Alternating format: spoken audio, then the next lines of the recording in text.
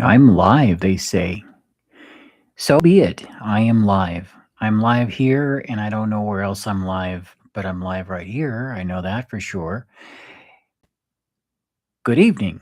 This is Drew, and I welcome you back. I can't say Friday Night Dark, can I? Or can I? I mean, really, honestly, I guess I'll call it that. It is Friday Night Dark. Why? Because it's me, and it's my. What do I call this? My live, I guess? I'm waiting for some folks. I won't lie. I'm just doing this as a test again, just to see and test the mood. And I'm experimenting. If you're wondering why, it's because as you see on one side, I actually have some candles lit. There's no clock in here yet, but you can see there is a clock actually to one side. Tonight's a very special night for me. Um, put bluntly, a while back, there was an event, and in a lot of ways, it was contributory to what happened.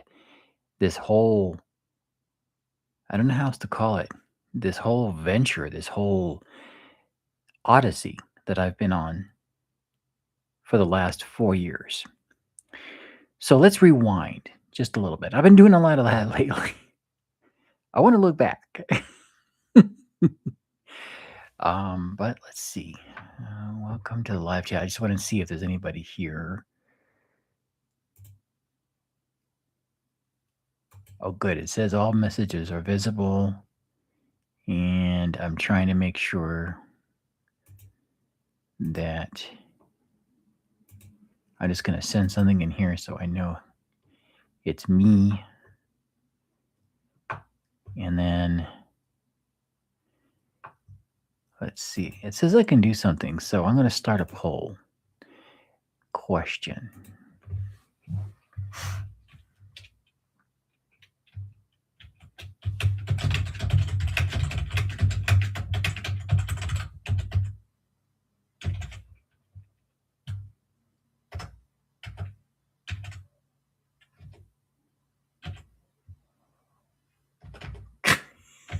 Afterlife. Okay.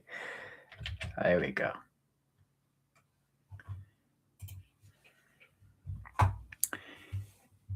So I'm starting a poll, and it kind of correlates a little bit into what's been going on. 4 years ago today, on the calendar date, mind you, the actual event would, if I were to go by solar returns, is going to happen this Sunday. Um, astrologically, that would probably be the more right thing to do. And I think I might still do it. The problem is that it also coincides with other dates that I really don't want to get into, but it does make things difficult. Makes things difficult for people that I know. Um, but I can certainly mention one of them. My mother died 4 years ago. If I go by the calendar date, it was today. And at 11:53 in the morning, that was Pacific, so that would have been 12:53 where I reside now. Uh, my mom stopped at that moment in time. I was there for that. I'm going to tell you right now, if you've lost a parent or two, because I know I'm at that age now where that is a reality. And I know there's a lot of folks out there who have probably done this way before me, and they probably know the scene a lot better than me, and it never goes away. I've been told by people way older than me it never goes away because it starts another reality. And the reality is that there is a time. Is a time when you start thinking about your own end of the road. And that's why I put that question in the poll area. If you're wondering why I did that, it's pretty straight. Now, I'm going to do something else here because I know that as I connected this here, in a lot of ways, I'm also Hey, Luna, welcome. Um, as I'm sitting here doing this, I'm thinking about connecting other things. I don't know how to do that yet. I'm going to get there one day. But one thing I can certainly tell you is that on this day 4 years ago, I kept looking for you on it. Oh, on this or on the other one? Um, I know there's a lot of people that are like, where are you at? No. But I'm experimentating with this still, and I'm also expecting another person because I know that we're supposed to meet up and go over details. And I know that some of the subject matter, I don't even know if we're really going to go publicly with it. Uh, but yes, I'm going to be doing a collaboration along with everything else that I'm doing. And quite frankly, I would like to do this. Sounds great. I'm going to share your live with Mama Bear. Go for it. Please do. Everybody and anybody, invite them in. This is an open party. There's just no beer. There's no wine. There's no alcohol. And quite frankly, none of the other accoutrements that go with an open party that people would come and crash. But hey, there you go. Um, But no, this is a 4th year anniversary. This was the passing of my mom today. One of the things that makes it, especially and excruciatingly hard is that I know that right now there are other events going on that I won't discuss, at least not openly, and they involve my mom. But as I was saying earlier, this is a time when I think a lot of people, when you've actually got to that point, that they start thinking about their own endpoint, and that's where the question comes from, is that, do you believe that there is an afterlife? Is it truly the end of the road? Now, a few years back, I did something. Yes, lots of love to, Mama Bear, and if you mean my mom, yes, that's what the candles up there are for. I've been kinda burning them all day and all night. I'm probably gonna have one more lit, as I turn in to, for that first 24 hours, if you will. Um, I rang a bell like I always do, and I don't do anything crazy other than just the candles. I don't dress it any particular way, although my mom would probably slap me across the face because the first thing she taught me a long time ago is if you were to light a candle for someone, don't you dare forget, she would say, to dress it in acacia. Now, if you're wondering what that is, acacia oil. It's a specific type of tree that does give off a scent. Why it's important is because it has a lot of spiritual value to it in the sense that it's an attractant. For those that it's intended for those that you're trying to call out to, but it also is an energy like funnel, if you will. Why that's important is because I know a lot of people sit there and they say, "Well, what's that supposed to do?" I mean, you're doing this and that. Well, if you combine that with some other things, um, then the other things that you're gonna be combining that. Oh, you can see you're sharing me with other people. Thank you so much. I appreciate that. Um, but one of the things that is interesting about that is that she told me to do that. Now I'm using tea lights for reasons because it's a very limited uh what's the word I should be using here? It's a very limited time for that. And I remember watching someone, and then she was an openly vocal practitioner of magic, should I say. And I mean that in the sense of like, not just all things witchy, but all things occultish, if you will. And I, of course, have been drawn to that. I'm going to openly just tell people, yes, I know I have a history in that. But the other thing is that it's always been a passion, it's always been a love of mine. So when I tell people all the time that I do this, and I don't really do it looking for like, to be um what's his name? The guy that makes a lot of money and does things and puts rockets in space. Whatever. Anyway, oh, I got an answer. Yes. Okay. Yeah, I know a lot of folks out there that They like that topic. But believe it or not, 55% of the population polled in the United States is of 1,000 people, I guess, is what they actually sampled. 55%, so about 550 people out of 1,000 believe that there is some semblance of an afterlife. But now, in contrast, this is the weird part, is that of them, I celebrate Day of the Dead.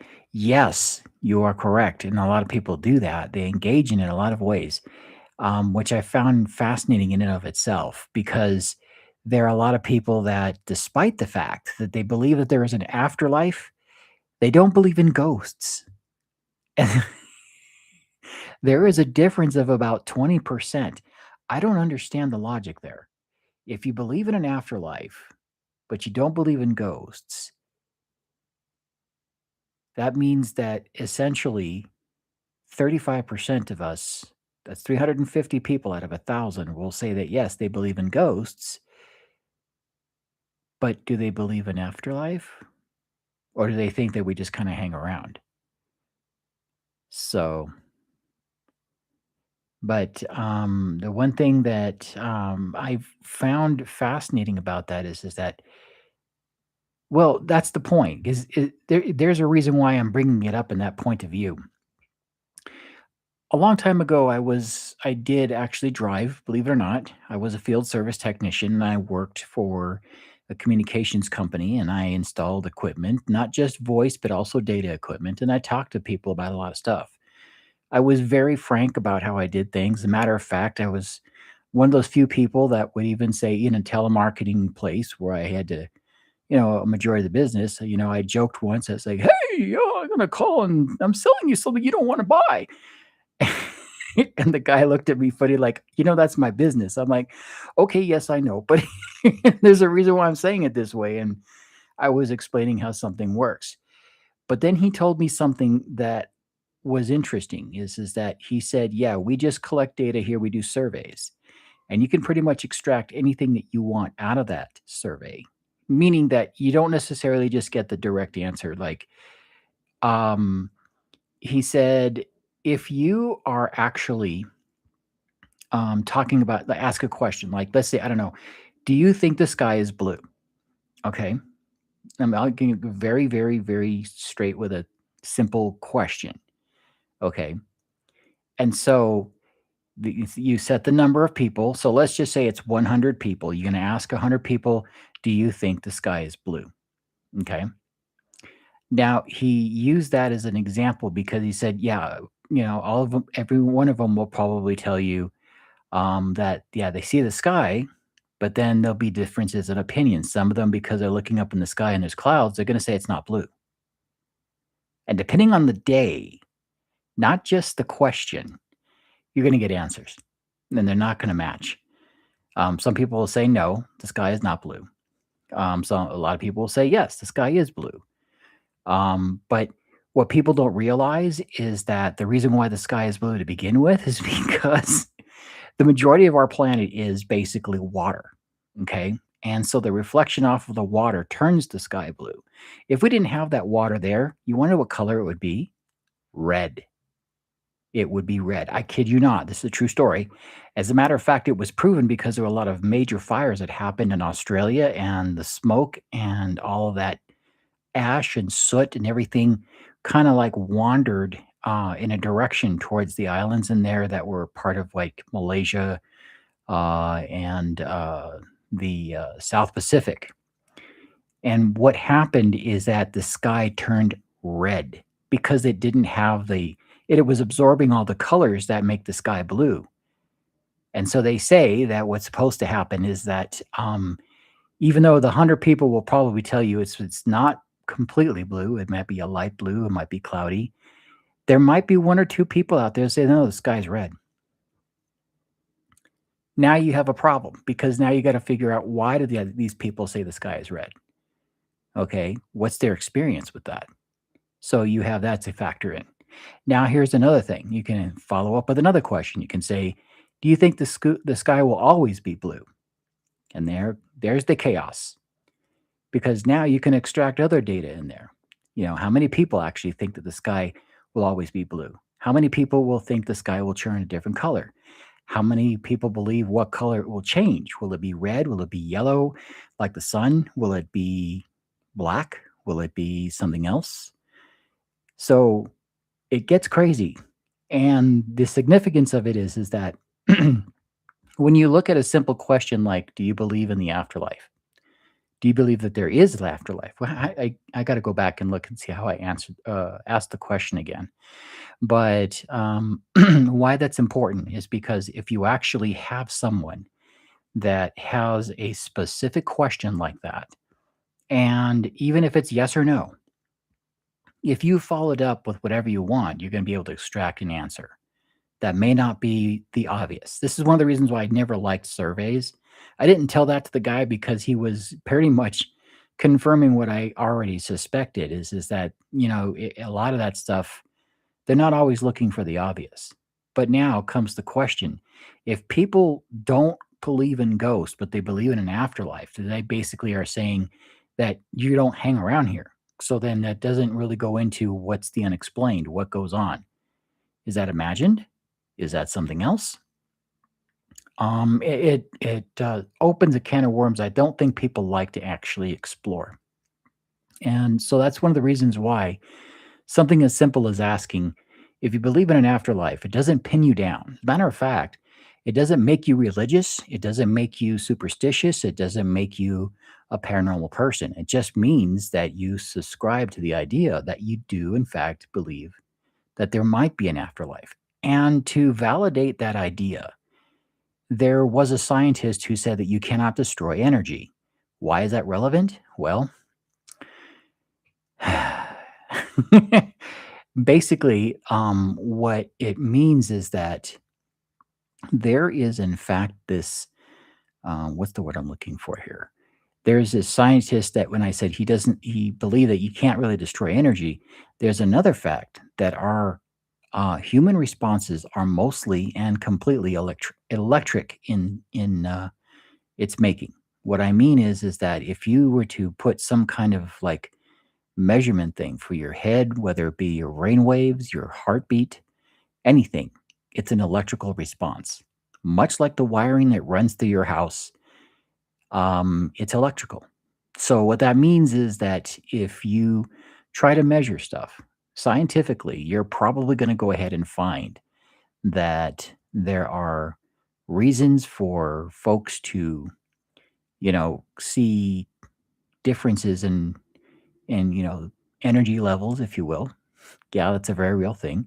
But then you're also going to see some folks, if they like get shocked or whatnot, they will actually say, "Hey, I feel weird," not necessarily because their heart's racing, but because they will complain and describe sensations that aren't necessarily associated with what a normal human body experiences. As a matter of fact, believe it or not, the human energy field produces 1.5 volts. True story, fact. Go look it up. It's there. Um, well, I shouldn't say it that way, fact, because I did my research. And I know that, of course, as everyone says, the internet never lies, right? But no, what I mean is that there is this when you expire, when you die, when you are no longer alive, that electrical energy that hangs out in your body all of a sudden dissipates. So they said, now there's research that says that that energy actually sticks around for a while, up to, believe it or not, up to 24 hours after you die. So clinical death, there's no brainwave activity, but something's going on. And that electrical energy has to go somewhere. Now, does it get into the ground? Does it go through the pipes? Does it, where does it go? And I know this was a premise that was brought up a long time ago. As a matter of fact, yours truly was sitting in a physics class. We were talking about that same, you can't destroy energy. It just goes into a different state. It's conserved, if you will. And then I raised my hand because I was curious. And that day that happened, I was talking to someone that they lost their father. They no longer alive, and they were having